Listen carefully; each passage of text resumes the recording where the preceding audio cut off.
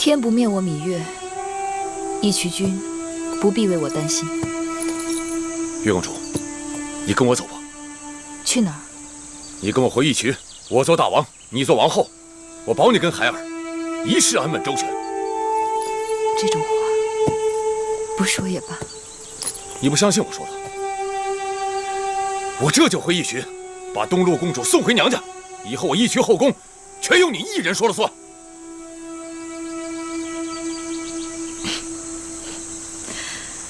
你真是没变，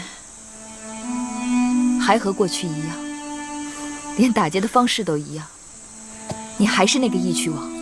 你也没变，你仍是我心目中的那个月公主。时移世易，你眼前的这个女子，和你从前认识的那个女子，早已不同。有什么不同啊？就因为你做过秦王的女人，我不在乎。我说的不同，不是这个。那是什么？你对我挖心挖肝的好，期望我成为你的女人，可我却有别的心思。你想要什么？我自己的命，我想自己做主。自己做主？这如今乱糟糟的世道，一个弱女子若想活，只有靠男人。我芈月前半生都靠在男人身上，这剩下的日子不靠也罢。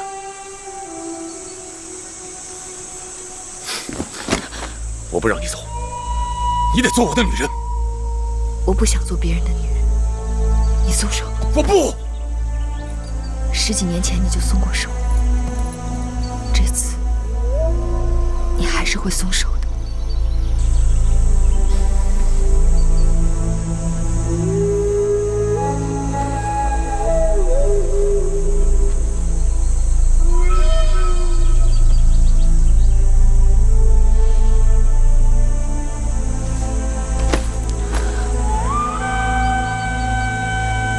芈月，谢义渠君高义薄语，不管走多远，我都不会忘记。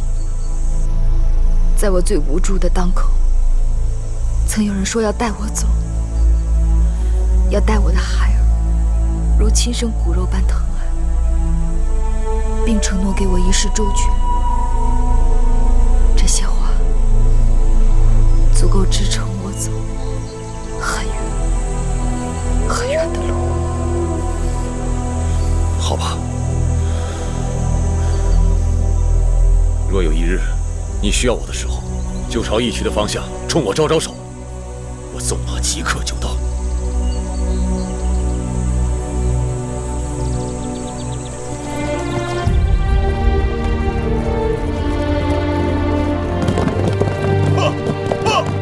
月公主！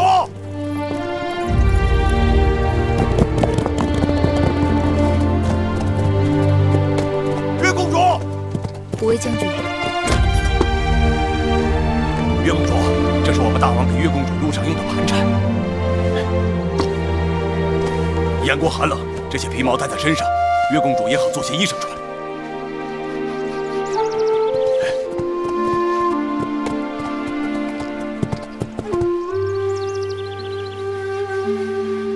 代我多谢你们大王。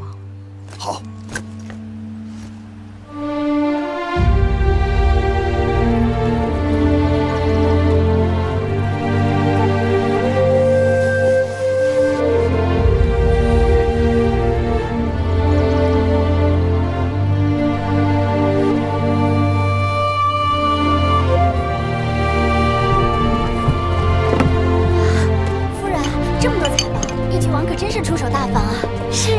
义渠王可算是雪中送炭呢，会后把我们从宫里两手空空的赶出来，就是想让我们饿死、冻死。如今有了义渠王送来的这些东西，可算是救命了。母亲，他这是何意？没什么计了，天底下无论多少钱财，都是能偿还的。那世间之物有什么不可以偿还？情分。这人世间最难偿还的，就是情分。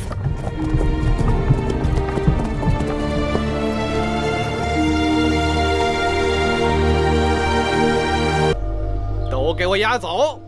本官还要沿街鸣锣示众，让满城的百姓都来好好看一看你们这些秦国来的大盗是何等的嘴脸！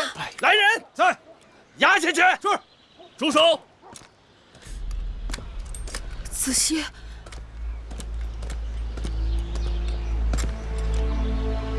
既是秦国质子，要带走，须以行文向秦国交涉。你是何人？在下楚人黄歇，一个小小的世子，少在这多管闲事。身为朝廷命官，罗织罪状，污良为盗，这种闲事人人可管。这些黄金珠宝便是证据，本官可以随意找到不下10人，见证着老婆子昨日下午抱着2个匣子进了这个院子。既是赃物，谁又敢在这光天化日之下捧在手上，穿街走巷，在众目睽睽之下回到住处？难道这做贼的不怕别人知道他的行踪，打算广而告之吗？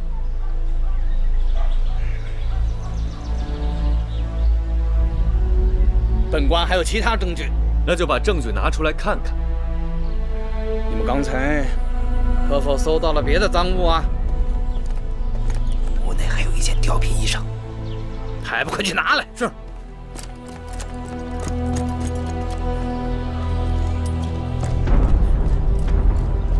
大人。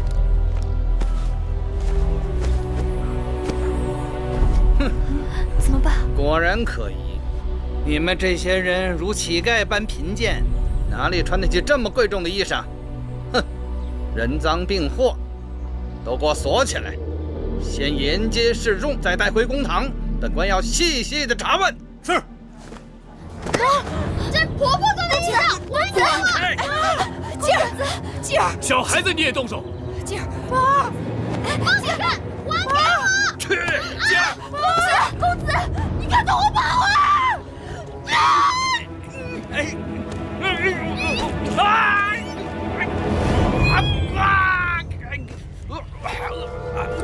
滚开！志嫂，志嫂，志嫂，志嫂，志嫂，志嫂，志嫂，志嫂，真嫂，谁再敢乱动，就如同这贱妇一样，查无说。都怪我！大人，完了！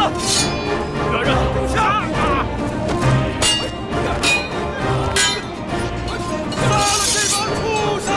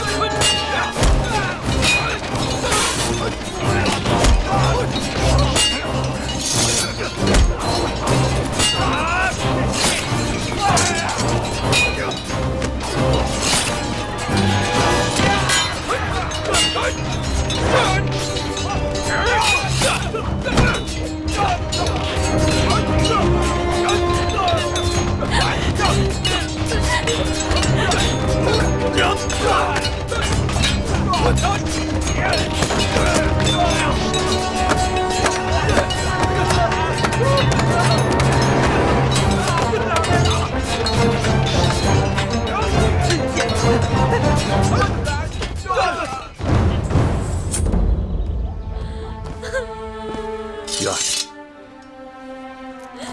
咱们杀了廷尉右丞，在这蓟城也算是捅破了天。我看此地不宜久留，天黑之前咱们必须出城。芈月公主，别来无恙。义渠君，你是怎么突然到了燕国？我听说你在燕国受人欺辱，我就立刻带着兄弟们过来了。没想到来晚了，让你受惊了。义渠君豪侠仗义，扶危救困。今日若没有你们相助，我等定会身陷桎梏，备受凌辱。你我之间用不着客套。义渠君急公好义，请受黄歇一拜。黄公子，你不是死了吗？哦，死而复生。今日一见，黄公子也算是英雄好汉。糜夫人，今日闯下如此大祸，都是老身的错。婆婆不要责怪自己，那些贼人一心害人，剑却张罗。婆婆心善，免不了会中了他们的奸计。眼下朝廷马上会派人追捕我们，婆婆只好随我们一起出城，那才是上策。糜夫人，你们还是赶紧逃命吧。我在乡下有亲戚，我可以去躲一躲。就是珍嫂太可怜了。珍嫂，你醒醒！珍嫂，你醒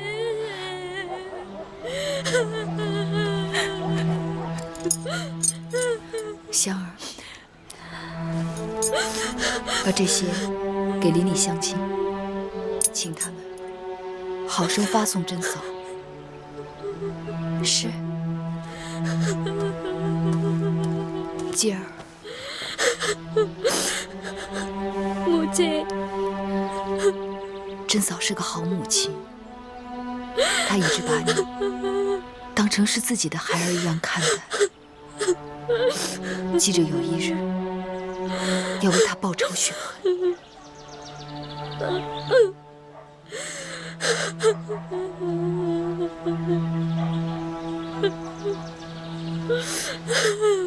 真是废物！你们带了那么多人马去，竟捉不住几个妇人，一个顽童。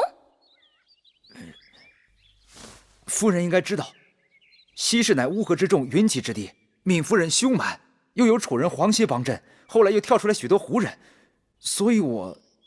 怎么胡人会搅和进去？小人也觉得奇怪，但是听他们的口音，看他们的做派，确实是胡人，绝对不会错。好个芈月，竟敢勾结胡人，聚众滋事，擅杀朝廷命官，光这些罪状，足够他掉好几次脑袋的。原先只是按照夫人的计谋，给他们安一个鼠头狗刀的罪名，当众着实羞辱一番，然后再把他们收到狱中慢慢折磨。可是谁成想，人没抓到，倒是把廷尉右丞的性命给搭进去了。死得好，你们大人死得其所，他用性命成全了那个贱人。夫人的意思是？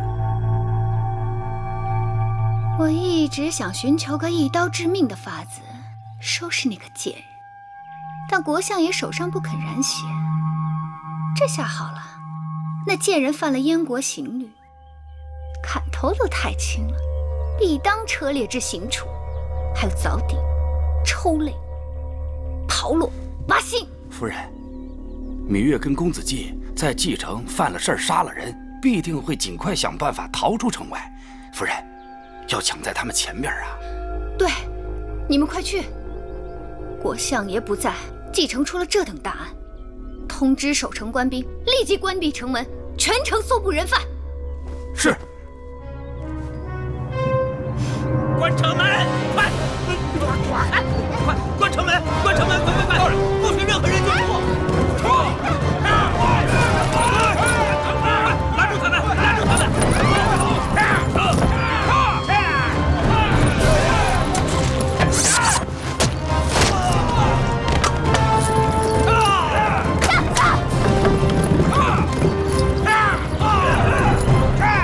给我拦住！不能跑！一个都不能跑！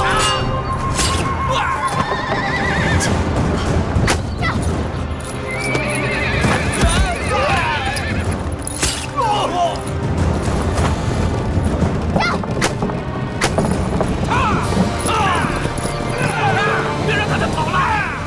快给我追呀！追呀！给我追回来！大人，国相府的一个侍女求见。哦，让她进来。是。国相夫人侍女灵儿，拜见苏先生。哦，你找我何事啊？求先生救秦国之子公子季母子一命。你说什么？公子季母子命在旦夕，灵儿知道先生豪侠仗义，曾对公子季母子雪中送炭。此事除了先生，灵儿无人可找。到底出了何事？有人诬告公子季母子偷盗，廷尉右丞带兵前去捉拿，与米夫人冲撞起来，两方兵刃相见，廷尉右丞糊里糊涂丢了性命。究竟是何人竟敢诬告秦国质子？是国相夫人。这未免也太荒唐了吧！国相夫人与米夫人是同父异母的姐妹，20多年恩怨纠缠。米夫人在燕国的种种困顿，都与国相夫人有关。那你为何不去找国相啊？国相陪着燕王义后出城了。事已至此，我又能如何？听说米夫人带着公子季已经逃出了蓟城，国相夫人私自拿了国相的令符，要调动军队全力追捕。国相夫人怎敢如此狂妄悖礼？他是不知道他自己的所作所为，不但坏了国相的大事，更是乱了燕国的朝政啊！所以只求先生赶紧想办法。来人，大人，立即备马，我要出城。是。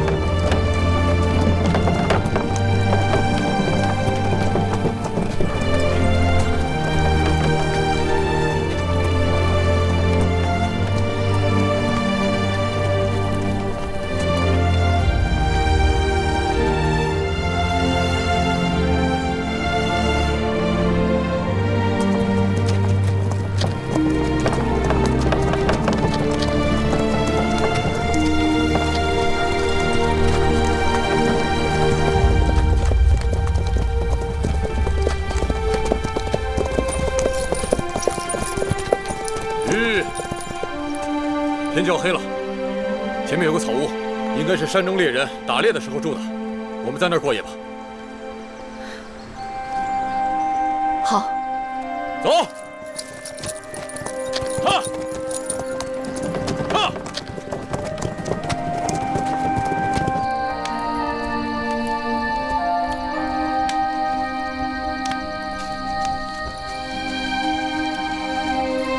公子，吃吧，吃吧。皇公子请。让玉儿先吃。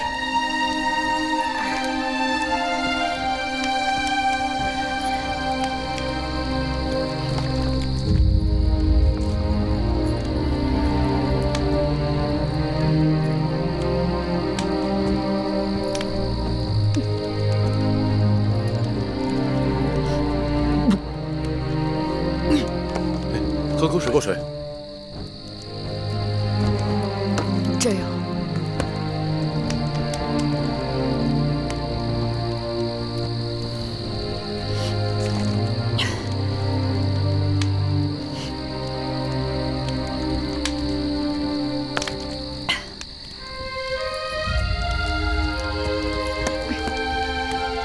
让二位见笑了。看到我和继儿如此不堪，闯了这么大的祸，还要连累你们，和我们一起逃跑。什么连累？要说这事儿就怪我。当初我要是拦着你，不让你来燕国，你跟孩子如今也就不用受这么大的罪了。这事儿怎么能怪义渠君呢？还是怪我，是我无能，不能保玉儿母子平安。哎，那就更怪不了你了。出国千里迢迢，这事儿跟你八竿子打不着啊。那更不能怪你。那怪谁？怪我。是我命大。先是楚国的楚威后，又是秦王后芈姝，眼下再是燕国国相夫人芈因，他们都想置我于死地。所以啊，你岂止是命大，你真是胆子大。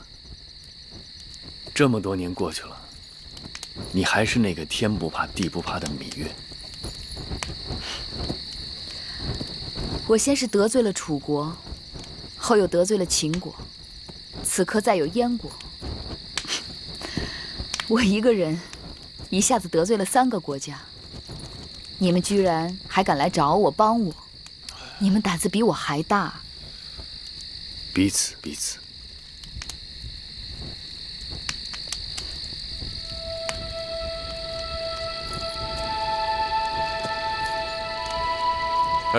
哎！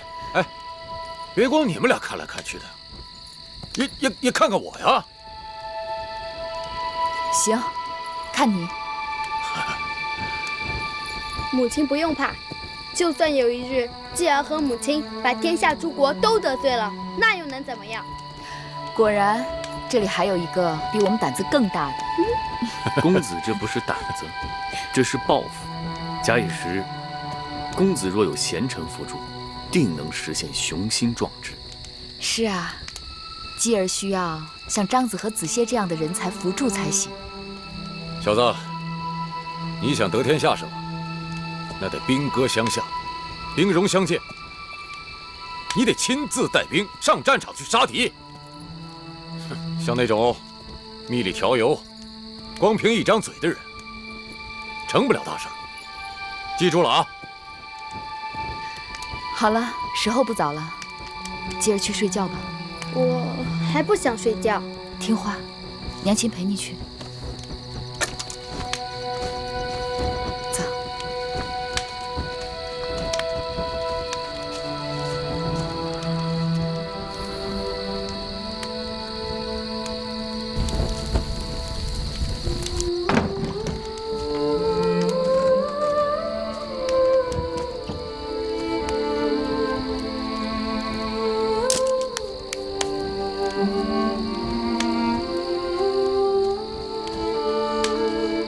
怎么还没有睡啊？我睡不着。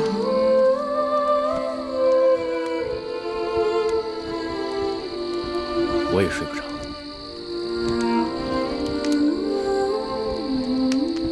你可能还没有听说，张仪死了。张子死了？怎么死的？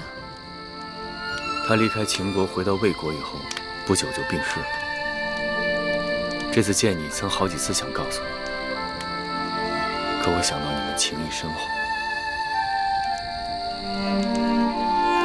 张子是魏国人，他从来不与外人提及此事。但我想，他心中是惦记家乡的。如此，好歹他能回到自己的家乡，永远不离开。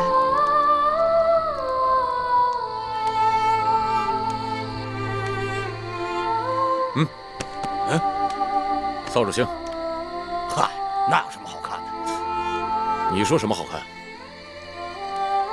哎，那边好看。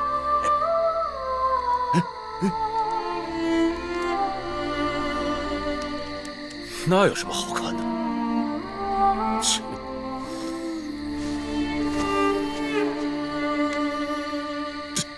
临来燕国前，这是你弟弟公子荣病了。蓉儿怎么样了？蓉儿现在处境艰难，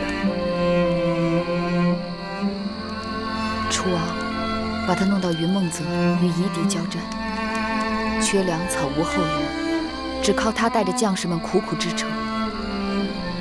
尽管如此，他还是一心牵挂我的安危。临来燕国之前，我想方设法和他见了一面。当时我们俩商量，如果你在燕国待不下去，就想办法回楚国，一切我们来安排。你们都不义，我没有什么不义的。王妾无家眷，无拖累，无牵无挂。这么多年了，你为何还是孑然一身？我也并非情愿形影自守，只是还没有寻到情投意合之人。何苦要委屈自己？有人能帮子歇知冷知暖便好。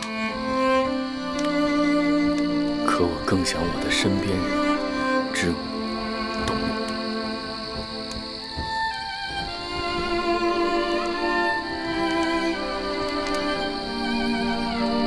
是月儿负你。咱俩说这个就客气了，更何况这些年你在秦国也不容易。秦王嬴驷，他对我很好。秦王盖世英雄，识得你，珍惜你。秦王高识远见，对芈月有知遇之恩。若没有秦王，芈月始终是个见识普通的小女子。跟着秦王，月儿才长大了。未遇见秦王之前，月儿只知看重儿女之情，白水见心，清澈如新。结识秦王之后，才知这世上还有另一种高岸深谷的情谊。高岸深谷，月儿说得好，秦王定是待月儿如父如兄，所以当日月儿才割舍不下。但也是从那日起，月儿便知，这天地间，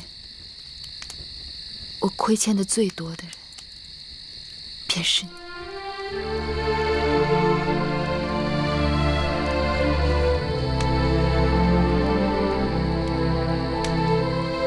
我希望月儿把秦国当成前生前世，从今往后，你是否愿意跟着我，重新再活一次？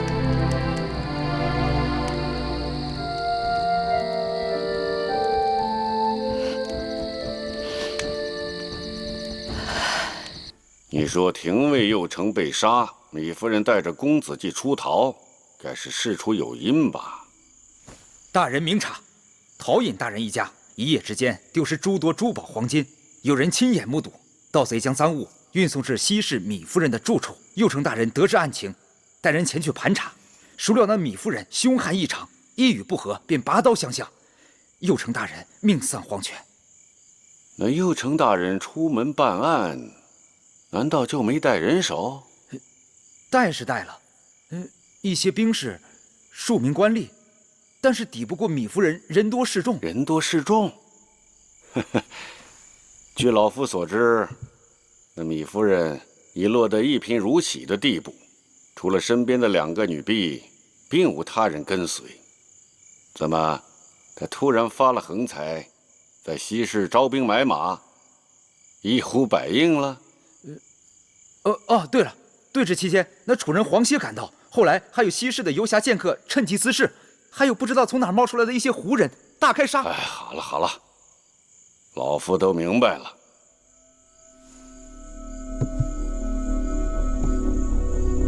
这个妇人不听老夫苦苦相劝，竟敢冒天下大不韪。大人，您是说？我是说，那个芈夫人一介妇人，竟有这般的胆识，这般的谋略。西市游侠、边戎胡人都被他轻易收服。当年齐人犯境时，老夫若有他这般胆识和手段，击败敌寇，可不易如反掌了。大人说的甚是，所以国相夫人也是心急如火，派我速速前来禀报。如今公子季母子和黄歇等人已经逃出了蓟城。且不说城内外一片混乱之势，质子出逃本是大罪，杀人越货更是罪上加罪。亡命之徒丧心病狂，如若中途再有人接应，局面恐怕很难掌控。还望国相大人尽早定夺。夫人可派人去追击？是。夫人雄才大略，判定公子季母子必定逃往至楚国，当即拿出国相大人的令符，一是派人前往齐国，请求齐国协助燕国限时追捕，事后承诺必有厚报；二是派人带信去秦国和楚国，告诉惠后和楚王，诛杀公子季母子绝不可手软；三是急传田将军入府，即刻带兵前去追杀。混账！这个妇人胆大包天，竟敢私传老夫令符！来人，相爷，备马，我要马上回继城。是。哎，国相，你们这些阿谀奉承的小人，把老夫害惨了！国相，国相，母后，苏秦拜见大王。先生请起。谢大王。侄儿，我们要立刻回继城。母后，为何这样匆忙？米夫人出事了，有人诬告公子季母子行盗，逼他们返出继城。眼下，国相夫人私自调兵，追捕公子季母子去了。来人，去请国相。是。禀议后，国相派人前来禀报，说因政务紧急，连夜赶回继城了。什么？国相匆匆离去，必是与米夫人之事有关呢。传令下去，立刻准备返回继城。是。侄儿，赶紧收拾一下。来。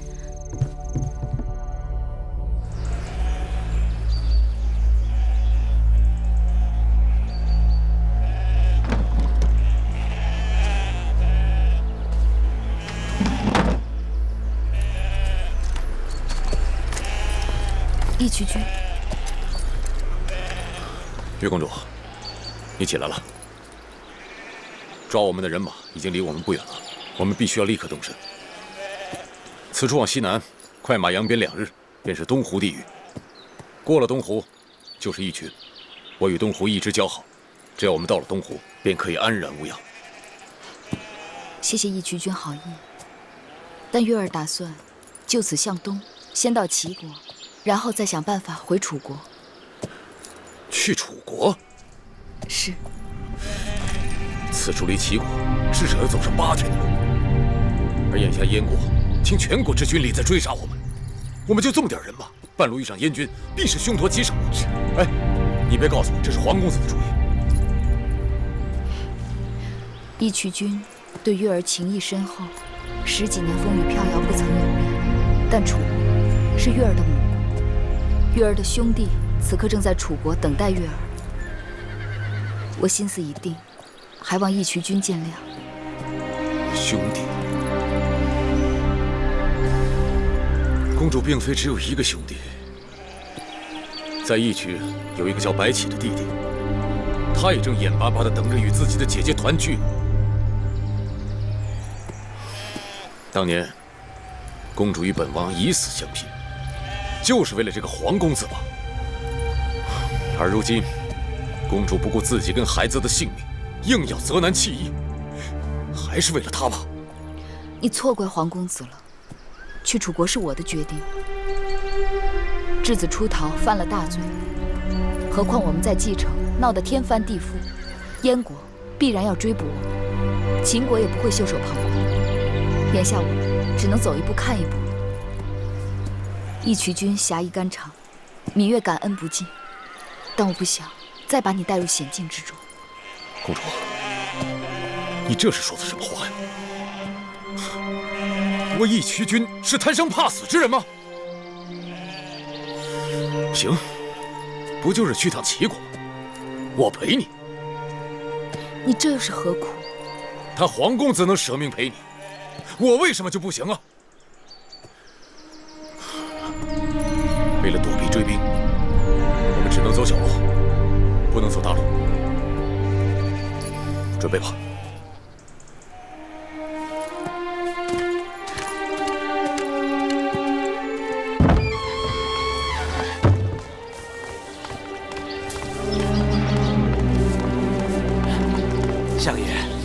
夫人呢？哎，夫人出门了。出门了？这么早？她去哪儿了？据说是带人出城捉拿什么逃犯。她还亲自出马了。夫人是巾帼英雄啊！这个妇人疯了，简直无药可救。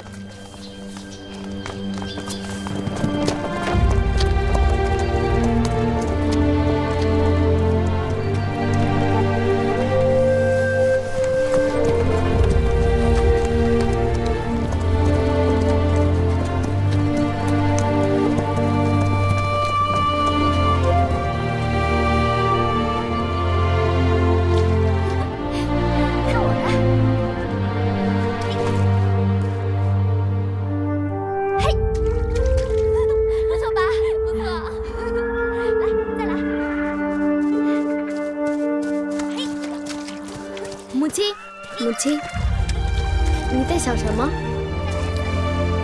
母亲想起了楚国的汨罗江。汨罗江是哪？那是母亲的家乡。汨罗江很美吗？天底下没有一条江有那么美。母亲离开家那么久了，母亲想家了。吉儿不用担心，皇叔父一定会送你们母子回去的。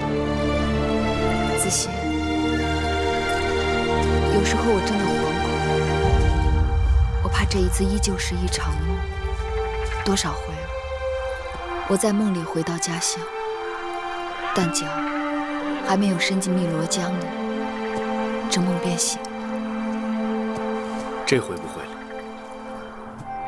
明日咱们就到齐国边境了。这次咱们借道齐国，很快就能回到楚国。咱们一定要一起去看屈夫子，一起去汨罗江泛舟。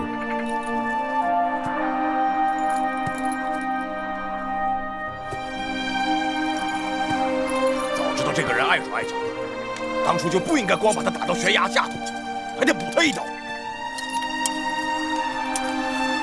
你除了会杀人，还会动点别的脑子吗？兄弟是为大王着想，依兄弟看，大王定不会输给他。这男人是什么？男人是山，女人是水。男人有了血性，这女人才会跟着他。这女人图什么？图的不就是男人为她挡风遮雨的肩膀吗？他黄公子除了能说会道，还能给他什么？昨日在白桦林遭遇燕国追兵，若不是大王和兄弟们舍命断后，岳公主他们哪能轻易脱身？古威啊，我们来了燕国多日，也不知道白起那边怎么样了。派个人去他那儿探探消息。是。来。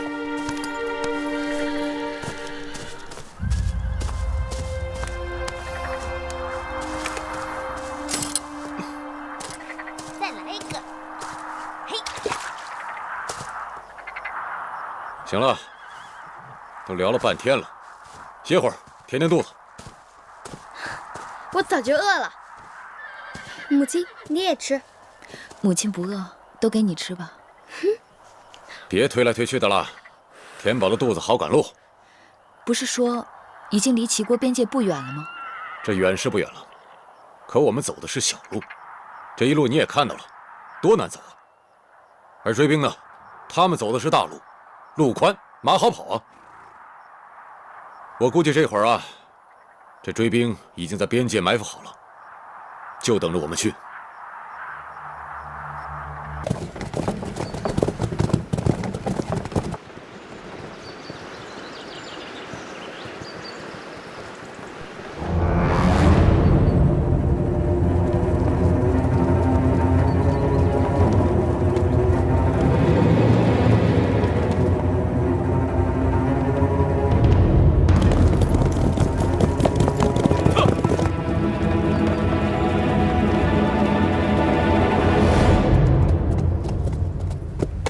果然有伏兵，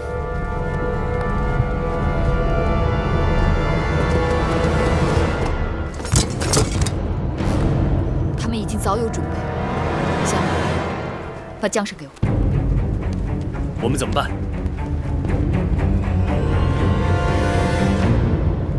鱼死网破！鱼死网破！人呢？前面好像有人过来。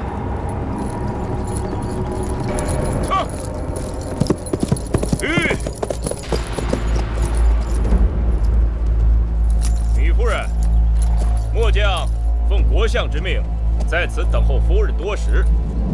夫人和公子季是秦国派到我们燕国的贵人，燕国若有怠慢之处，还望海涵。即使有意离开燕国，也该与国相打声招呼，免得双方猜疑，平偏误我。国相攀援扣马，让我传句话，望能挽留夫人一程。芈月感激国相盛情，无奈身处困境，别无选择，还望将军行个方便，让我们母子有条生路。来日芈月恩有重报。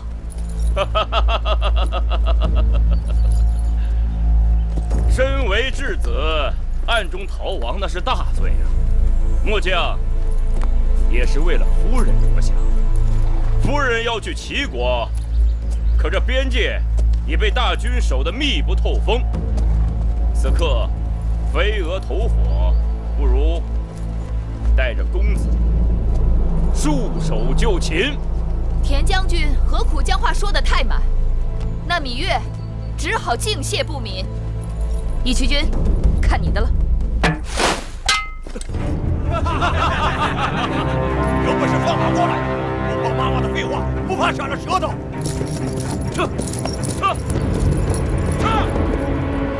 月公主，看来只能跟他们来硬的了。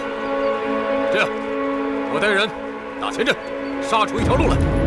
皇公子跟月公主的马车在中间，回，你断后，冲过去再说。是。我们是秦国质子，继而是义后的弟弟，他们对我们下手会有所顾忌，还是让我的车马冲在前头。义渠君，你来保护子燮和继儿，虎威将军断后。月儿不可，刀剑武器，他们若是伤了你，他们若伤了我，你更要保证，不能让他们伤到继儿。母亲，好了，月公主说的有道理。就按月公主说的做，我跟月公主打前阵，其他人跟在我们后面。这样不妥，就照义渠君说的做。子燮，拜托了。义渠君，月儿若是有半点差池，不用你操心。你，香儿会儿，你们怕不怕？自然不怕，我自然不怕。好呀。果然是我的女人。谁是你的女人？今日不是，以后一定是。大王不好，又有追兵来了！追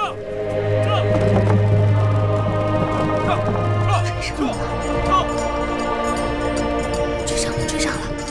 他们就在前面不远处，已经追上了。太好了！看你还能往哪儿跑？好了，这下连退路都没了。义渠君，后不后悔跟我趟这趟浑水？为了你，我死而无憾。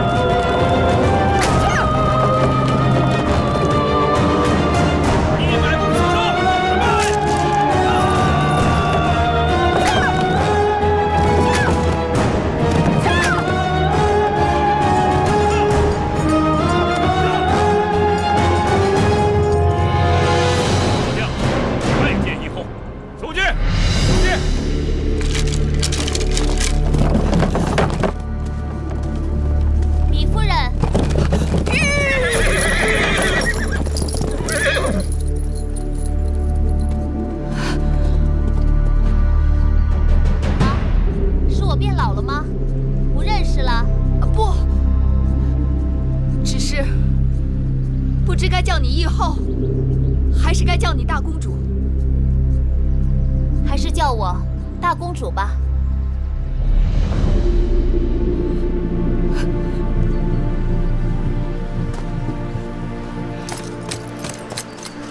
还不赶紧下马，拜见大公主！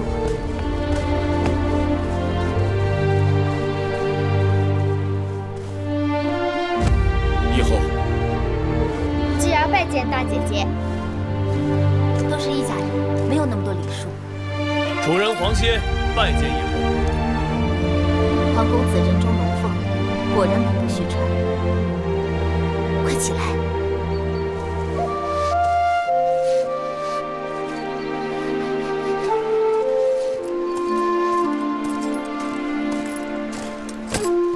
微臣拜见义后。国相免礼。臣有罪，罪不可恕。幸亏你昨日连夜派人送信，让我知晓内情，难得国相费心。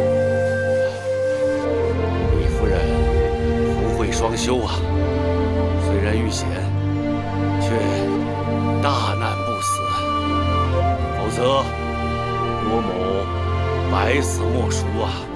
快起来吧。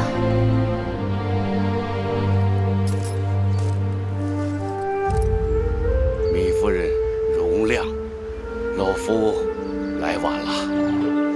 老夫及身边人对贵人多有怠慢，实该肉袒夫妇，向夫人请罪啊！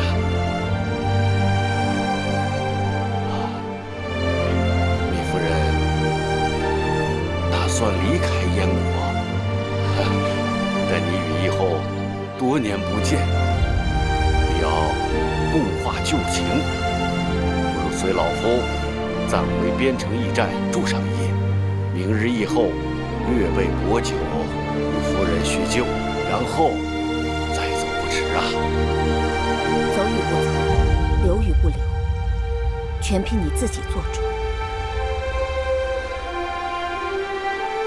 既然如此，那就恭敬不如从命。微臣引咎自责呀！这秦质子之乱的起因，还在微臣身上。回到蓟城，微臣会自行向大王请罪的。我知道，当初国相本意也是为燕国打算。尽管义后宽宏大量，微臣仍接悔无及呀。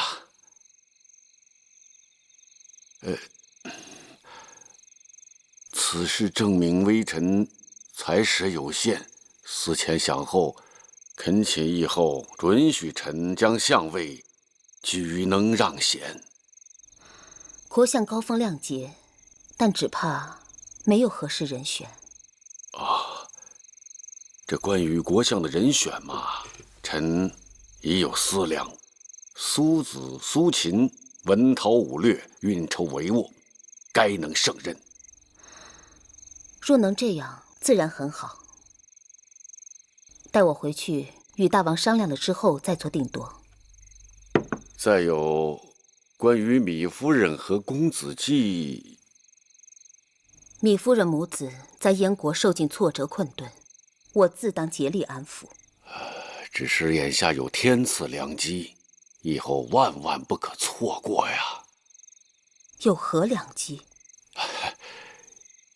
以后是否记得当年燕国大乱，那秦赵两国曾借送义后和大王归国为名，要了我们多少好处吗？记忆犹新。眼下秦国正面临楚魏之争。国相的意思是，假若我们能将公子季推上秦国王位，正是。列国征战多年，谋国为上，谋地为次，谋战为再次。能谋一国，比谋一战、谋一地更为有利。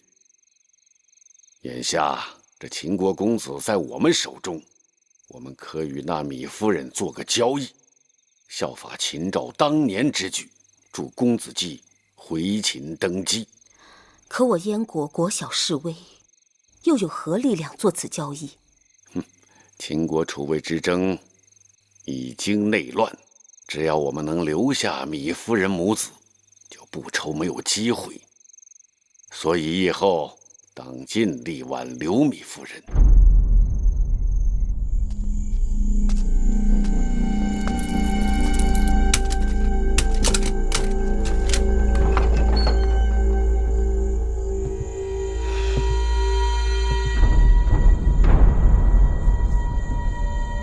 夫人，谁是你夫人？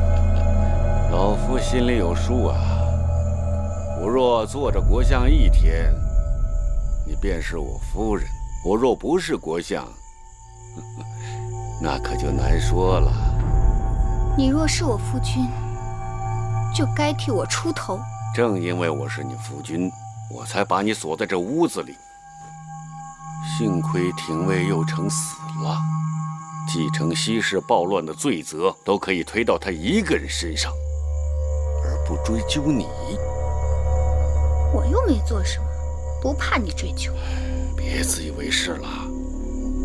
你昨日在老夫的书简上做了手脚，老夫心里明镜一般。幸亏老夫早有提防。原来是你，原来是你坏了我的好事。趁着我还是国相，好自为之吧。哼！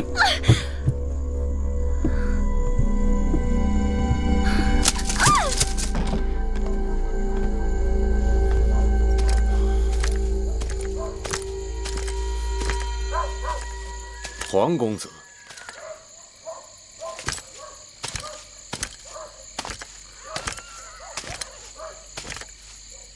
黄公子，这几日鞍前马后，辛苦了。义渠君不远万里来到燕国，护送月儿母子，你才叫辛苦。哎，黄公子有所不知啊，我们义渠人从小就在马背上生活，无忧无虑，这点路途算什么？哼。眼下有义后做主，月儿母子也再无后顾之忧，明日便可平安上路了。义渠君的人马也离开草原多日了，明日终于可以安然返乡，过你们无忧无虑的生活了。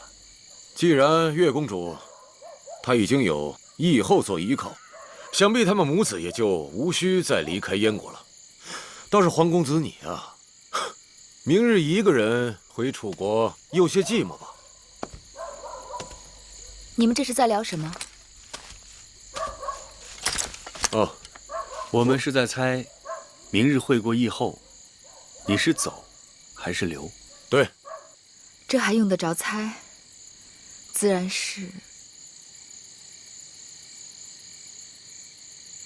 是走。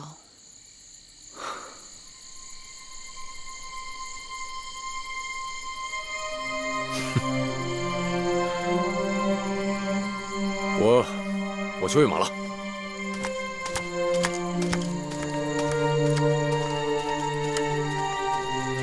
你该让他走了。他是个聪明人，该走的时候，他自己会走。傻子都能看出来，他对你有意。那又如何？他都肯把性命给你，难道你一点都不动心吗？你又不是不知道，当年为了你，我曾想取他的性命。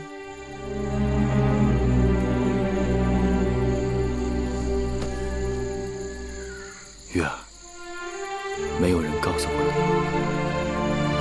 这个世上有多少男人愿意为你而死，所以你才计较。当然计较，不止计较，而且不放心。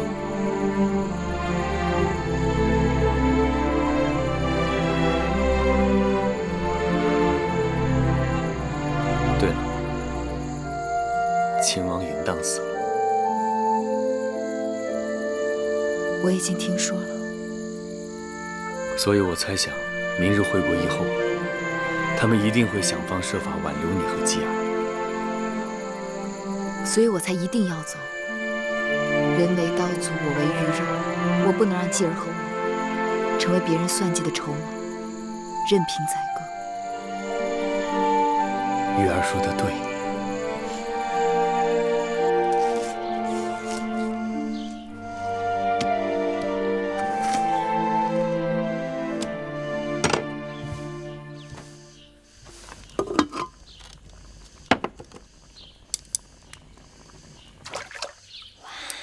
大姐姐，好香啊！这是川飞龙肉，据说只有辽东才有，别处难得一见。飞龙是什么东西？飞龙是一种珍稀的鸟禽，肉质滑嫩，味鲜醇，用它烹制汤水清澈，味极鲜美。这炎炎夏日吃一碗热的汤水，虽大汗淋漓，却能解暑降温，以热制热。继儿说的没错，以热制热也是养生之道。今日的厨人是我从当地请过来的，据说这飞龙非得如此清汤烫熟，否则便会失味。果然难得。前番你跟继儿在燕国受了很多苦，都怪我没能及时相助。昨日若无你及时赶到，哪能保我和继儿平安？但令人意外的是，郭国相也突然对我们母子改变了想法。但无论怎样，我都要谢你。你不知晓国相为人，他向来多变，只有对燕国利益权衡恒久不变。有些事情也不能全怪他。这么说，这次国相变了，也与燕国利益有关？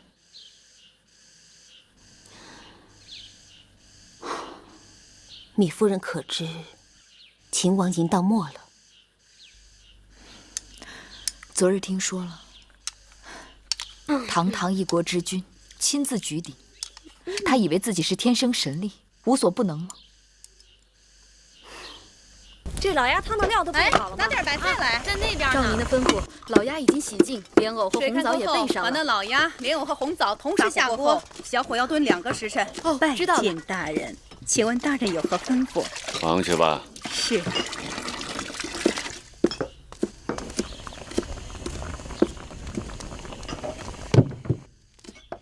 快去吩咐人多抱点柴。是，我这就去。把这盘子鹿肉给前面端上去吧。啊，好的。哎，看看锅里的肉糜熬烂了吗？早烂了，可以熄火了。哦，我先把那酸梅汤给贵人们送过去。大人，站住！你这碗里所盛何物？给义后和贵人熬制的酸梅汤。酸梅汤？哦，大人。你是本地人？啊，奴婢是本地人。你的烹饪手艺肯定不坏呀。哦，奴婢家里头祖传秘制酸梅汤，这边的小城人人皆知。酸梅汤不过是用乌梅、山楂做原料，再加蜂蜜调味。哎，你的酸梅汤难道有何特殊之处啊？哦，奴婢的酸梅汤里啊，再加五味子、大枣、薄荷叶这些辅料，味道的确不一般。果然是秘制。想必这等手艺的报酬，价格不菲啊。官爷打趣，只是糊口罢了，哪里说得上不菲二字？你这话不真，你头上这只金簪子绝不是普通人家的物件，手工如此精致，看着像是宫里头的东西。那是奴婢婆婆给的，算不上稀罕玩意儿。官爷若无他事，奴婢暂且告退，前面还等着奴婢伺候。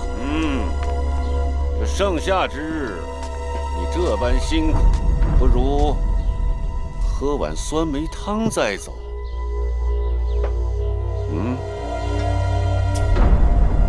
这汤是给贵人们准备的，奴婢哪配？我说你配，你便配。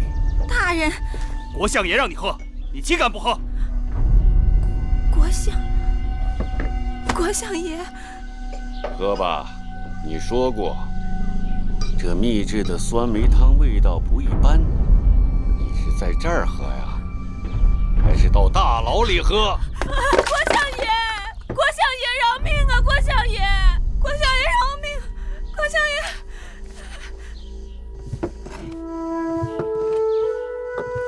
继儿吃饱了吗？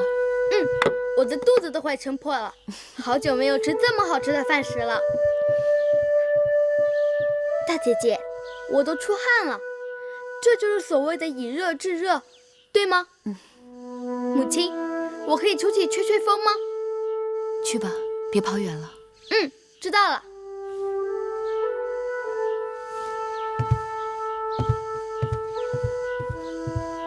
继儿明慧有王者之相，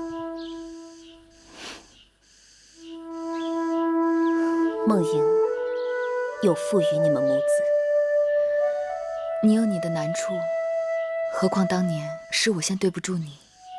苏秦已将事情原委告知于我，其实我不该怪你。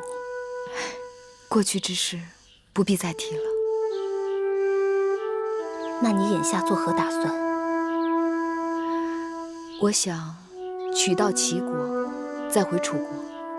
你为何不回秦国？你知道原因。就算芈姝记恨你，可她唯一的骨肉也已经没了。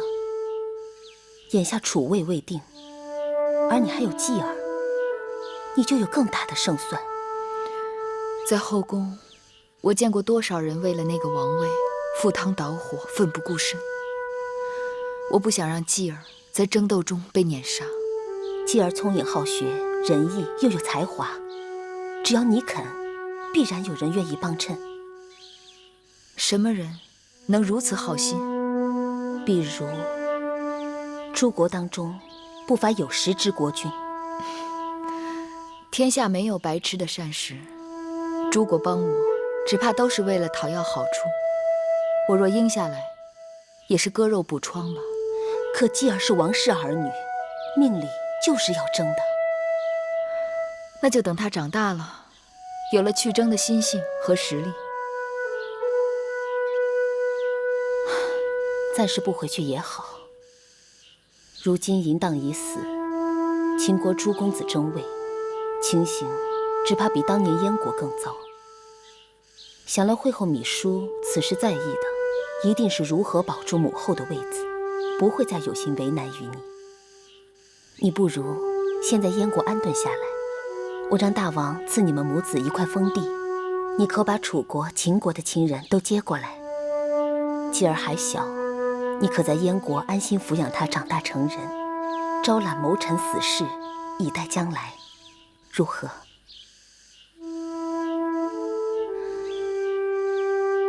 你一心想回楚国，不会是因为那黄公子吧？我已经辜负过他一次，绝不能再伤他的心。黄公子难得人才，若能留在燕国辅助大王，也定可大展宏图。谢大公主好意，我了解子歇为人，她绝不会留在异乡为他国驱使。我还是与他一同回楚国。我的话都出自肺腑，你再好好想想。我说过，走与不走，留与不留，全凭你自己做主。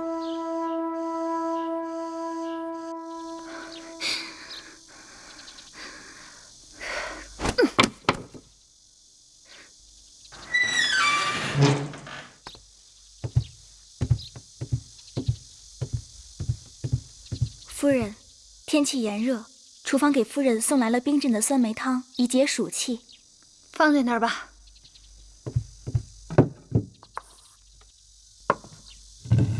等等，前面议后那边有什么消息？议后，今日议后不是安排酒水盛宴，宴请那些贵人吗？前头不归婢子照应，婢子不清楚。滚！快滚！这里都是些什么人？一问三不知。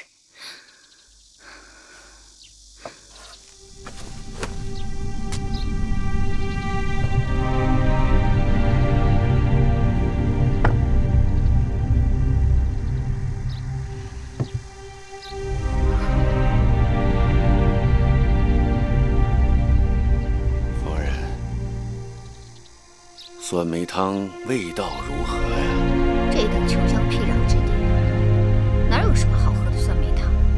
但对夫人来说，无论好坏，一口就够了。你什么意思啊？可惜啊，糟蹋了那秘制的酸梅汤，汤勺上涂了鹤顶红，多么好的汤水！味道的。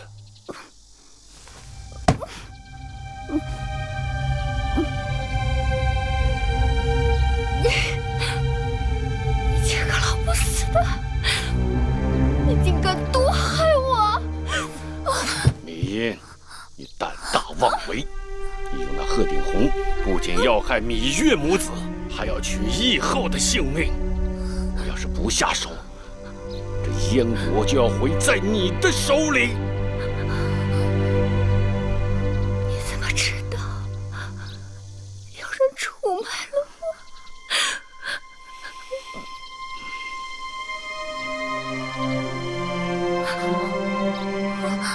我？是你！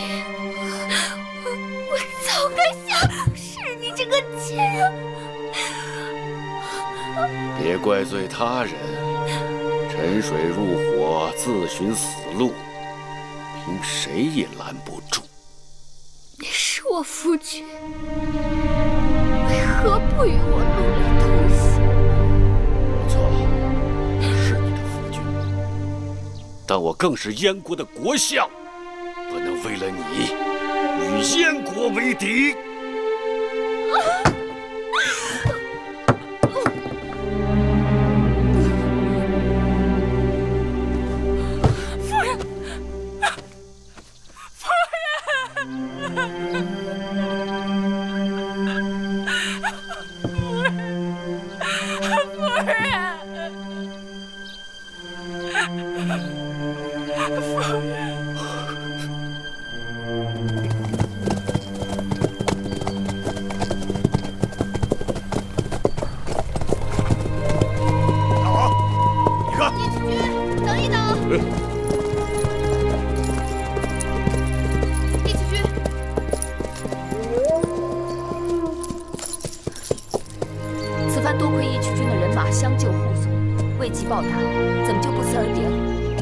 过2日你不也要走吗？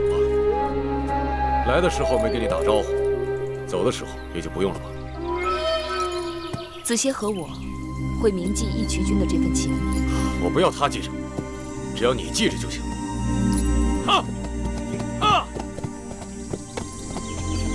夫人，以后有用得着我们大王的地方就来找我们。多谢。谢什么？那说明你心里有我们大王。哎，夫人不要多心啊。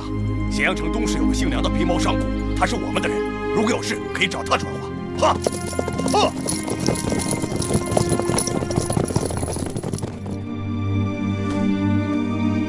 义渠君走了以后，这驿馆里显得空落落的。可不是，这些日子与他们一路，整日闹哄哄的，可他们一走，又觉得太冷清了。明日我们启程。子歇去准备路上需要的东西了。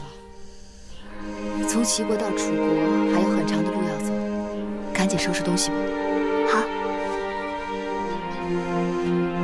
哎，对了，夫人，刚才我去后院听驿馆的驿丞说，郭国相的夫人昨日突然死了。那个歹毒的女人，天报应，早就该死。她死了？慧儿，你听真切了吗？慧儿听得真真的，说她是得了什么急症，郭国相好伤心呢，已经向大公主禀报，回去办理丧事了。母亲，你怎么了？那个女人蛇蝎心肠，把我们害得好惨。她是罪有应得，可你知道吗？她也姓米，也是楚国人。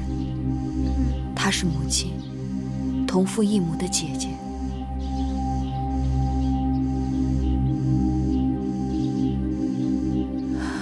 我想一个人待会儿，你们先出去吧。是夫人。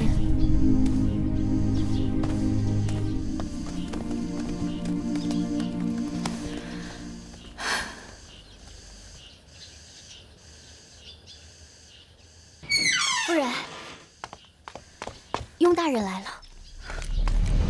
拜见夫人。雍大人，快请起。夫人，大王驾崩，臣奉命迎公子季归国，商议立新君之事。你是奉何人之命而来？臣乃奉嬴夫人之命。嬴夫人？是，还有朝中许多重臣，都期盼着公子季与夫人回国。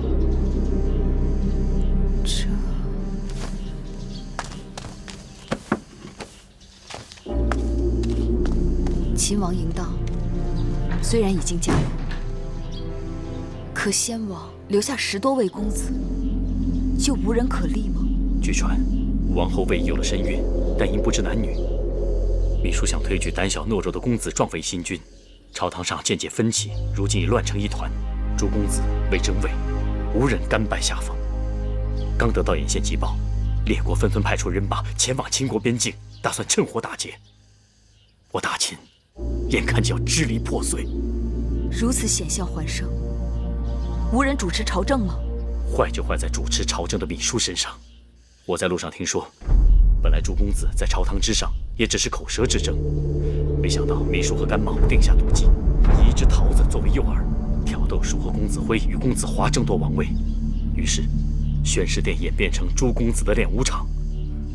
公子辉血溅舞步，当场毙命。本来诸公子齐聚咸阳，就危机重重。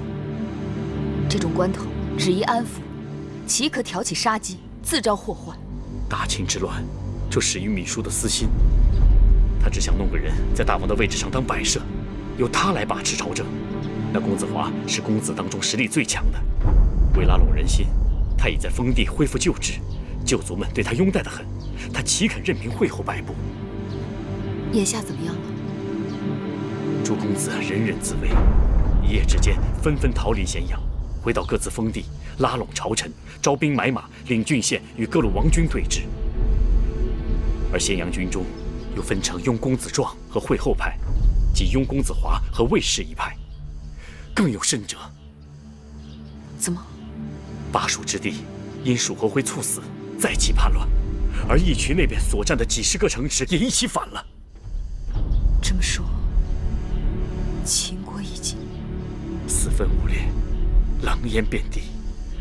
各国诸侯都认为秦国已经完了，他们不愿意再浪费自家的军力，所以将人马纷纷驻扎在函谷关外，坐山观虎斗，看着秦国自相残杀，盼着秦国实力自我耗尽，打算在最后一刻冲进去，瓜分秦国国土。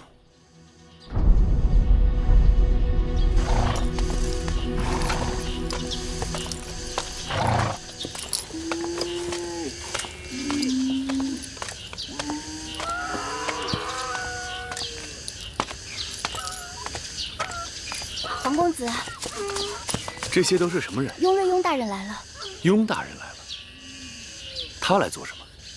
既然魏仪有孕，父子相继，也算是正理。芈姝执意不肯，大约是怕魏仪之子被立为大王后，魏仪成为母后，而他只能成为祖母，大权旁落。武王后身后有魏夫人支持，公子华又手握重兵，更加上魏国的干涉，芈姝的担心有其道理。芈姝的身后有楚国的势力，而诸公子的身后亦或多或少有诸国势力的身影。秦国的江山就要被他们分食一空了。夫人，大秦朝不虑夕，全凭夫人和公子出手力挽狂澜。此话怎讲？雍大人，你不远万里来找我们，岂不知我和继儿的身后却是什么都没有，空空如也。夫人或许不知，先王临终前曾有一道遗诏托付给嬴夫人，说若来日国中诸公子争位，当立公子季为王。你说什么？夫人，难道猜疑永瑞的话有伪？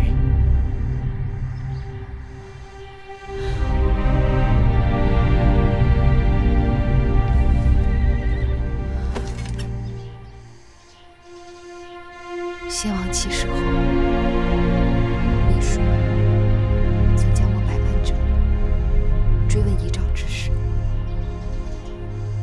看来这是真的了。夫人，先王既有遗诏，又主意于夫人与公子季，大厦将倾，夫人理应承担重任。雍大人诧异，秦国已经危如累卵，你等怎可把这擎天之任推卸到这妇孺之辈身上？这不是让他们文吏负山吗？这实属万般无奈。雍大人，你可知道玉儿母子在燕国是九死一生啊？若是他们没有活到这个时候，那这道遗诏又让谁来接呢？若真是如此，那也是大秦的气数。自从秦王嬴荡继位，早已埋下了祸根。大秦的气数要尽了，不该再拿他们母子的性命去殉葬了。皇公子误会我等之意了。你等之意，只是计较秦国的得失，根本没有为他们母子真正做打算。公子对夫人情深意重，可雍瑞也非暗示其心之人，怎么可能看着夫人白白去送死呢？好，既然你等在为他们做打算，那就说说你们的打算。玉儿母子一无兵马，二无封地钱粮，就算是有这道遗诏，若是朝中无人奉诏，那也是无用啊。朝中臣子都是先王亲自选拔，对先王忠心耿耿，人心趋利。他们对先王忠诚，那是先王可以给予他们荣华富贵。而如今呢，众公子争相拉拢他们，若是手上没有一点足够的筹码和他们交换，谁会真心在意他们母子？楚离子如今怎么样？楚离子东奔西走，四处调停，心力交瘁，如今已病倒在榻。这就是出离子一心一意追求的政局安稳，内乱不治，外患不平，却姑息武王和弄臣，排挤忠良，妄求平稳，如今也是自食其恶果了。我离开咸阳时，曾见过楚离子。他说什么？他知道我要来燕国，什么也没说，将通关符节给了我。恐怕这咸阳城上上下下，大秦的朝臣们，真心真意能为月儿和继儿着想的，只剩你、魏冉和司马将军了吧？魏冉是司马错将军的心腹，这些年他们东伐西讨，征战无数，在军中颇有些威望。我雍氏虽不是大权在握，但也是大秦的弑勋之臣，与其他家族有些往来。这是杯水车薪呐。还有，魏冉当年曾和赵国国君父子一同护送义后入燕，私交甚好。芈夫人与义后也是情谊深重，也许到时候燕国和赵国……秦人争位，不要指望借他国兵马相助，否则的话，纵得王位，却可能输了江山。雍大人，你能保证你带月儿母子回秦国是条活路吗？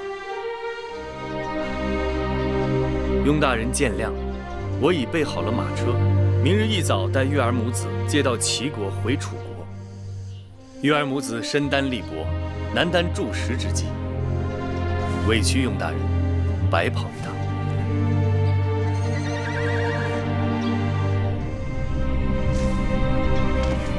微臣明臣启程反秦，永瑞深知夫人非一般妇人之见识，苟利国家，不求富贵，还望米夫人救国救民于水火，携公子季与微臣一同反秦。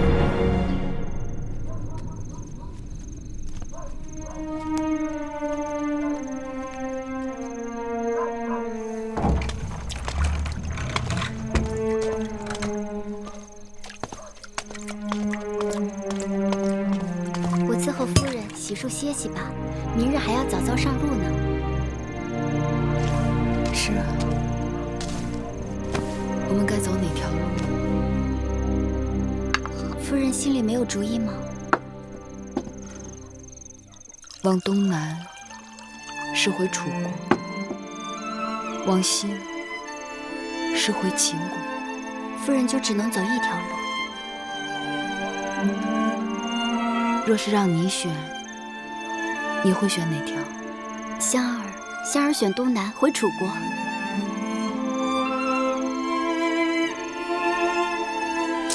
香儿离家多年，想回家了。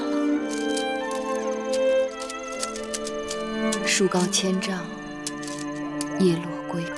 夫人不也曾梦回楚国吗？如今又有了黄公子，我们跟着他，可以在楚国安身立命，顺顺当当的抚养公子长大成人。你也这么想？黄公子与夫人情投意合，我们看着心里高兴。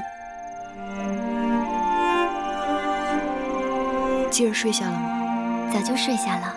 公子今日在仿写7国不同的文字，看他把这案几弄得乱乱的。你先放那儿吧，我还想再坐一会儿，一会儿我来收拾。你也累了一日了，快去歇息吧。夫人也早些歇息。去。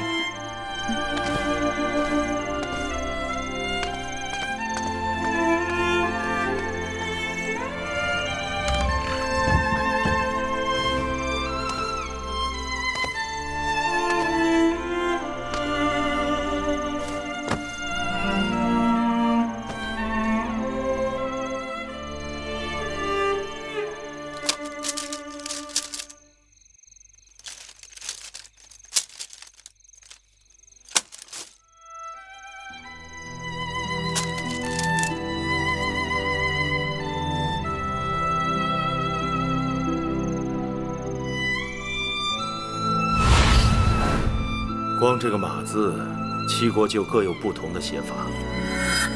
想要征服列国，征土地容易，征服人心，却因为文字、货币、度量衡的种种障碍难。只要统一了疆土，再想统一文字、统一度量衡，也不过是岁月光阴的事情。习俗一致了，人心自然顺服。这是寡人的志向。芈月，你可愿意陪寡人完成这个抱负？但假如有一日，大秦需要芈月扶持，你万万不可以再推辞。大王，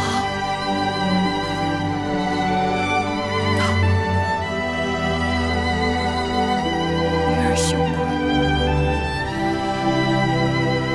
女儿有负你的期望重托了。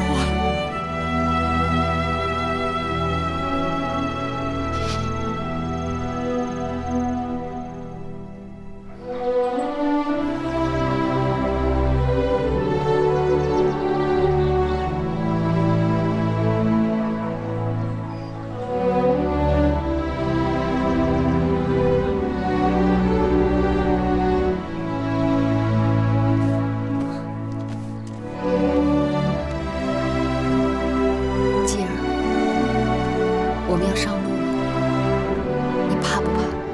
母亲不怕，继儿就不怕。可万一母亲选错了路，你会不会怪母亲？不会，母亲选的路就是继儿选的路，母亲去哪，继儿就去哪。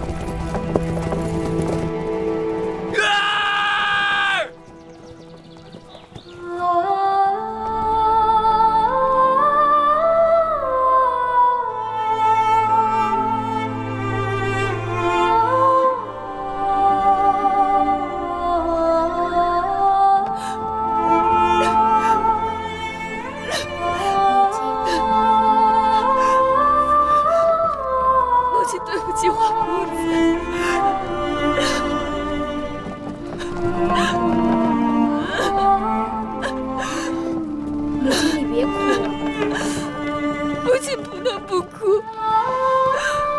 母亲又一次辜负了我公子，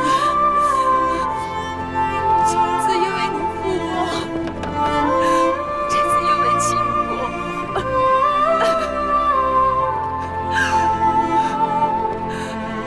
母亲欠他的情太多，我一生的眼泪都还不完。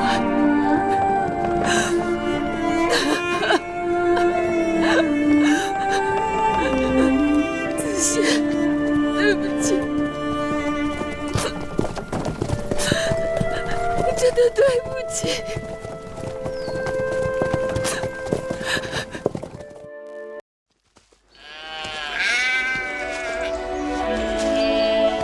我已经把东陆公主送回去了。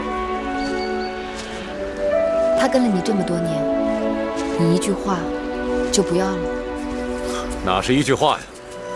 那是成千上万的财宝跟牛羊，让他的族人无话可说。那他也无话可说。他是解脱了。这么多年，其实他知道我心有所属，他心里也不痛快。不会有一日，你把我也退回去吧？你，哼，你我可对不起啊！你太珍贵了，总不成我把这整个草原都赔给你啊？月儿，你看，那有2只大雁，我把它射下来好不好？哎，不好！那雁一大一小，想来不是母子便是父子。他们与同伴失散，已经孤苦伶仃，何苦还要再伤他们？月儿真是慈悲心肠。我只是触景生情罢了。你在想你的儿子？你的儿子就是我的儿子。等你们团聚后，我们一起把他抚养大。将来他当秦王，你是母后，我是秦王的继父，你我共掌一渠，跟秦国的天下。你怎么不高兴了？听说米叔那边派人来了。对啊，他好大方，又给金子又送粮食。你说我是应还是不应？不要即刻就答应他，就说除了粮食金银，还要大秦的城池土地。哇，月儿，你比我胃口还大呀！要让对手看重你，就不要让他觉得太轻易就能降服你。好，那我可就漫天要价了。这样才能让他肉痛，并能知道你的诚意。老吴，你为什么不赞成我许月公主？你知道我将她搁在我心里很多年了，我一定要跟她在一起。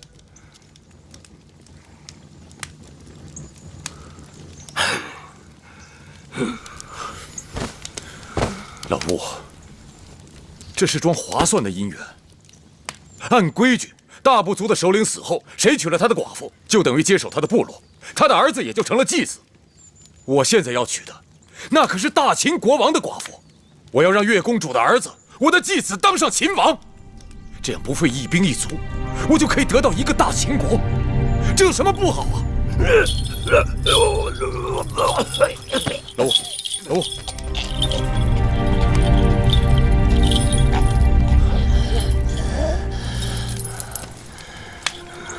老吴，你是不是老糊涂了？啊！我娶了我想要的女人，义渠有了永久的粮仓、兵马和铁器，于我于义渠都是天大的好事。你为什么就是不赞成啊？为什么？你告诉我呀！为什么？你告诉我为什么？啊！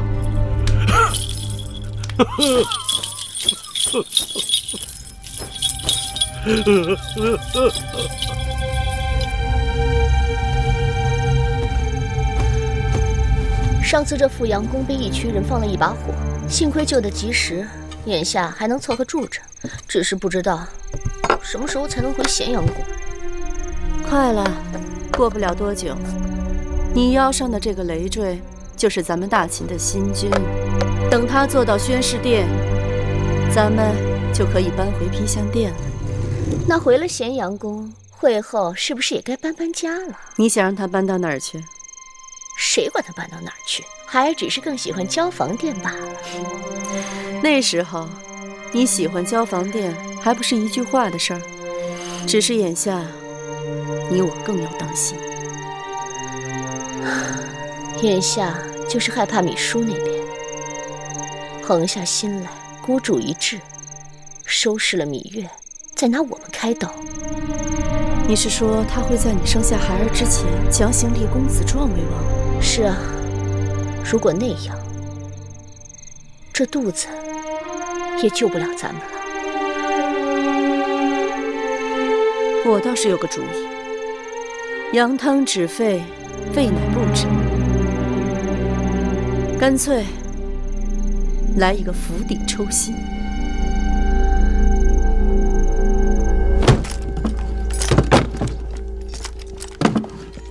外臣杜景拜见义渠君。义渠王。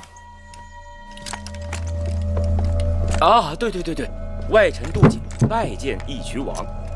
上令。会后说1万金先奉上3000金500卷，余下的等芈八子进了咸阳以后再行奉上。快，这是5个城池的印玺和地图，请义渠王查收。这人贩，哼，什么人贩？你们答应的5000车粮食、1000匹绢，还有1万金，怎么眼下就这么点东西？我大秦一诺千金，怎会赖你东西？你们秦人向来诡计多端，说一套做一套。那大王说该怎么好啊？这生意我不做了，滚！送客。是。哎，大王，走吧。万万不可，万万不可啊！大王，要不这样，由我们的人押送人犯，到了咸阳城之后，等会后把承诺我们的粮食和金银全部给了我们，我们再把人给他。好主意，就这么定了。我亲自带人过去，把会后说的东西运回来。这恐怕……怎么不肯啊？我告诉你，等着跟我做生意的人多了去了，眼下就有比你们会后出的价钱高得多的。好，就照义渠王说的做。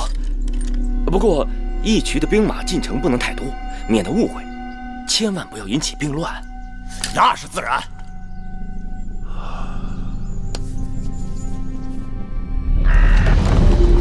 杜将军，这次你亲自把芈月押送进咸阳城，会后定有重赏吧？会后待下人一向慷慨啊！当日我将芈月押至燕国做质子，回到咸阳以后就赐我个郡位，银印轻寿，制比2000担。这次嘛，少不了又是个郎中令的爵位，了不起啊！娟娟，你没事吧？我没事。哎，魏将军啊，你将才难得，若有投靠王后之心，在下愿意帮你引荐的。有劳杜将军了。不敢当，在下也是托你们大王的福气，才能有这荣华富贵。义渠君，他先一步进城，安排玉儿如何养功，说在宫门口会合。什么？昨日公子壮离开了他的住处，不知所踪。他手下的人说，他收到了一封书信，然后就出门了。谁送的书信？公子壮是未来的秦国大王，出门怎么会没个跟随伺候？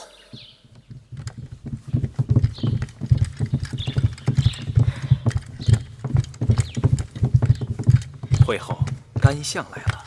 会后，免礼。甘相，我刚刚听说魏夫人和武王后已经答应与我们联手，并说他们有一份大礼要送我。甘相看此事，此事来得突兀。那武王后没有几日就要临产，他们一直想借婴儿一步登位，怎么骤然改变了主意？会不会是他们听说芈月在我手里，公子壮登基已成定局，顺水推舟？也有道理。会后擒住了芈月，魏夫人和武王后主动归附，这算得上是双喜临门呐。那个义渠君此刻在何处？啊，在大殿外等候。宣他进殿。啊，慢！会后，想那戎狄野人哪懂一点礼仪规矩，必须调些禁军进殿，以防万一。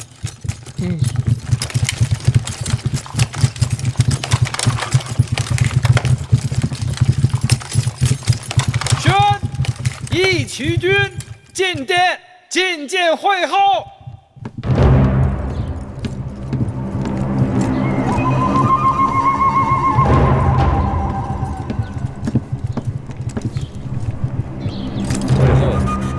不必多礼，这位是我大秦的干相。义渠君，本王孤陋寡闻啊，只知道大秦的国相是出离子，原来还有位什么干相。久仰义渠君大名，今日一见，果然英雄好汉。本王也久仰会后大名，今日一见，却有些意外。此话怎讲？会后与那芈月本是同胞姐妹，长得也是慈眉善目的，怎么感觉会如此不同啊？那芈月与我是同父异母，从小无人管教，所以与我大相径庭。哦，果然是相由心生，命由己造。义渠君说得好，我已为义渠君准备好了粮食，还有金和绢。就由义渠君带人去王库直接提取。只是这芈月，放心，会后坦诚相待，我义渠当然要言而有信。来人，把人犯带上来。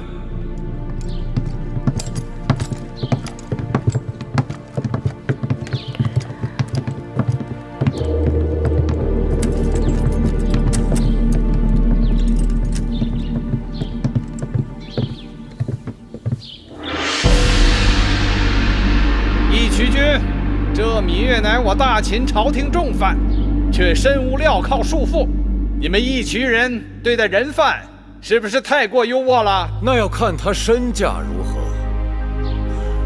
如今的芈月，那可是价值连城啊！哈哈哈哈哈哈！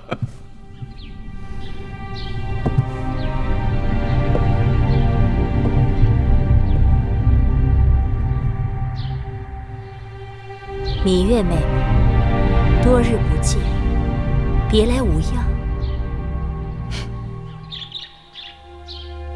多谢会后惦记。你终于回来了，这一日我苦等良久。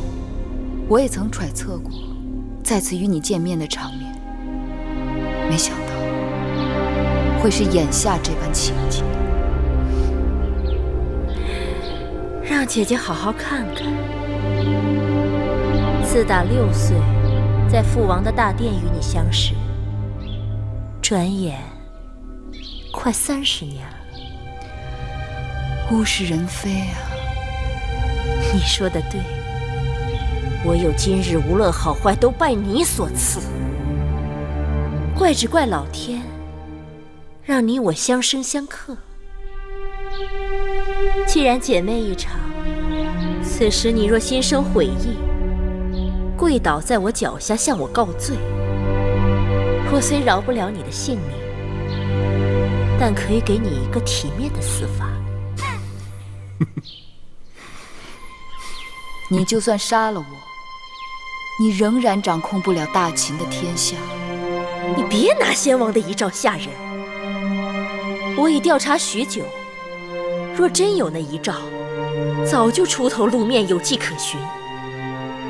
我也曾想过，或许遗诏在你那儿，那就更好了。只要你死了，那遗诏就会跟着你灰飞烟灭，销声匿迹。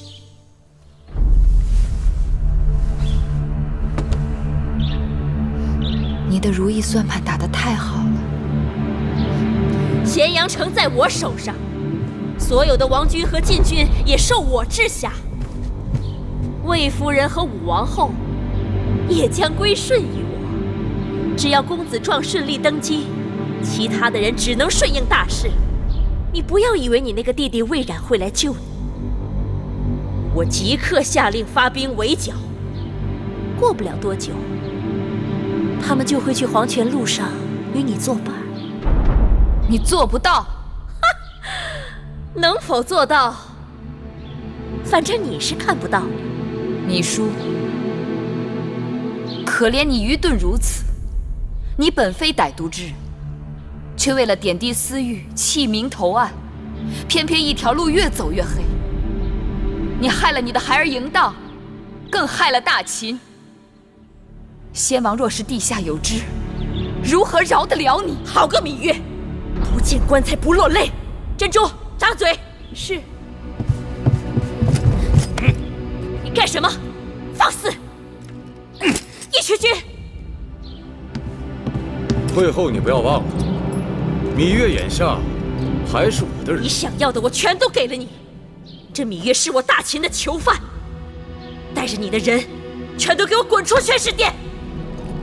大秦乃礼仪之邦，会后是你请我来的，就不该轻易下逐客令吗？啊！你还想做什么？把这些义渠野人给我撵出殿去！你们这是逼着老子翻脸了是吧？在下早就想领教义渠君的身手了，请来。会后，会后。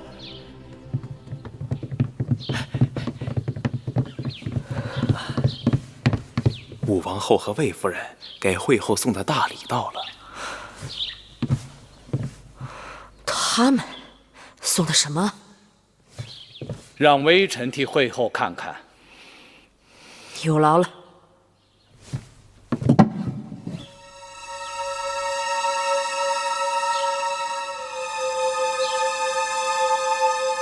衣物？谁的衣物？这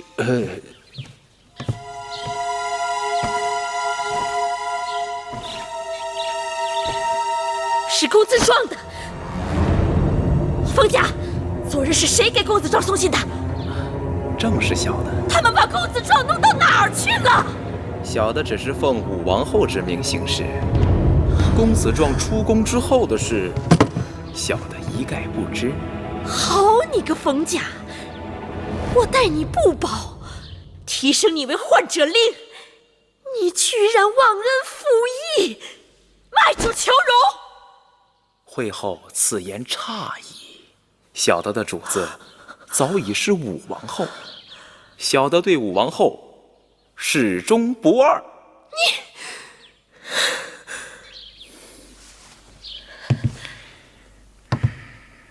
大监冯甲，恭迎武王后魏夫人进殿。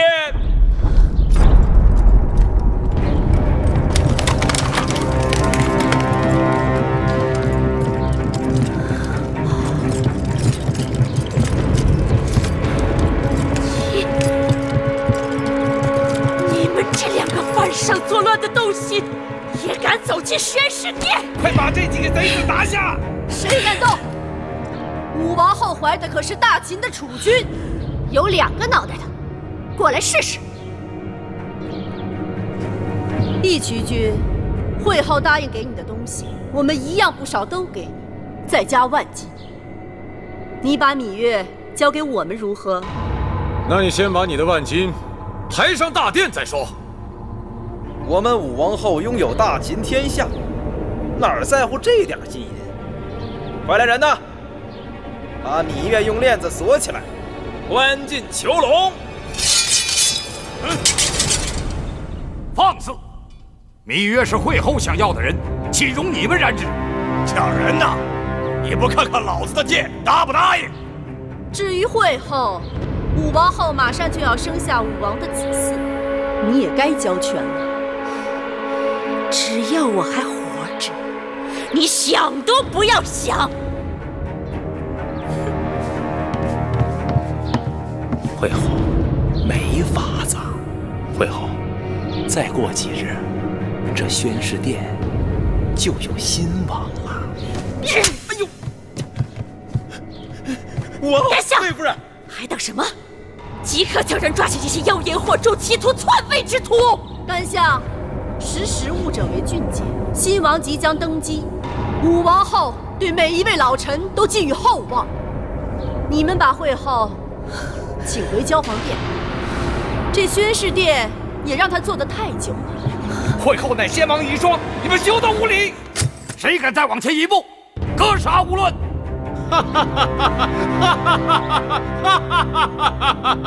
虎卫在，咱们也该动手了。好啊！先将这个阉人给我拿下，他敢冲撞贵人，拔了他的舌头，再关到囚笼里去示众。是。王后，魏夫人，就是放手！打狗还得看主人呢。哦，这狗还有主人呢。好啊，我倒要看看谁是它的主人。站出来！我连它主人一起打！嘿嘿，过来吧！王后，魏夫人，好，王后，你区区仗义直言，我定会有所回报。不必了。楚离子，进来吧。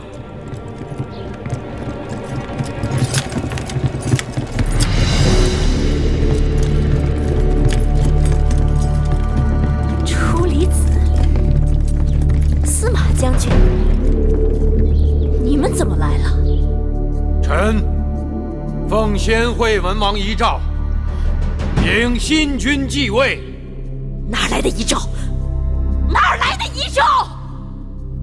武王后身怀大秦未来的储君，就算是先惠文王有什么遗诏，你们也应该跟武王后知会一声。魏夫人不说我还忘了，武王后身子沉重，十分辛苦。只可惜，储君在哪里？难道你们还要继续耍这骗人的把戏吗？你说什么？我说什么？我说什么？你们应当心里明白。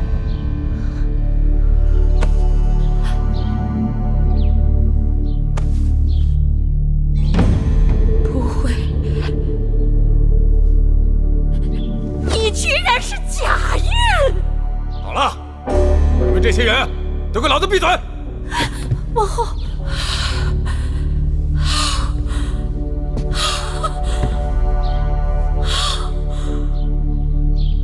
糜夫人，请吧。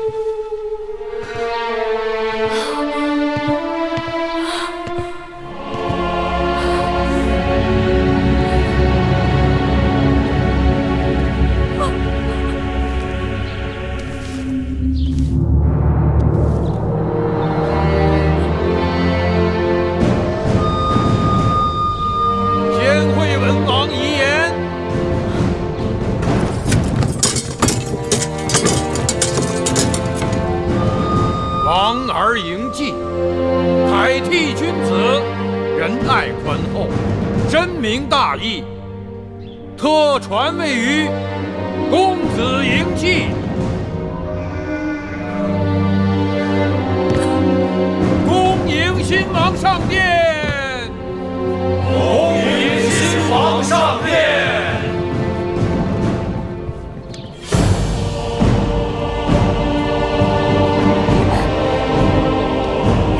你们背着我捣鬼！你们疯了！啊！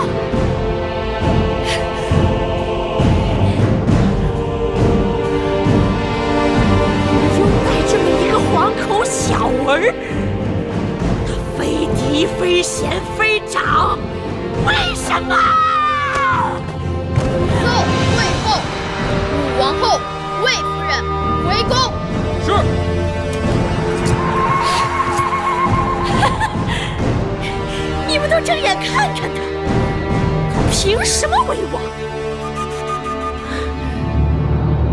是帝后，非我认可，没有人有资格登基做大秦的君王。我等受先惠文王遗诏，拥戴公子季继位为王。甘相，你呢？说话呀！会后，大势已去，您还是回交房殿吧。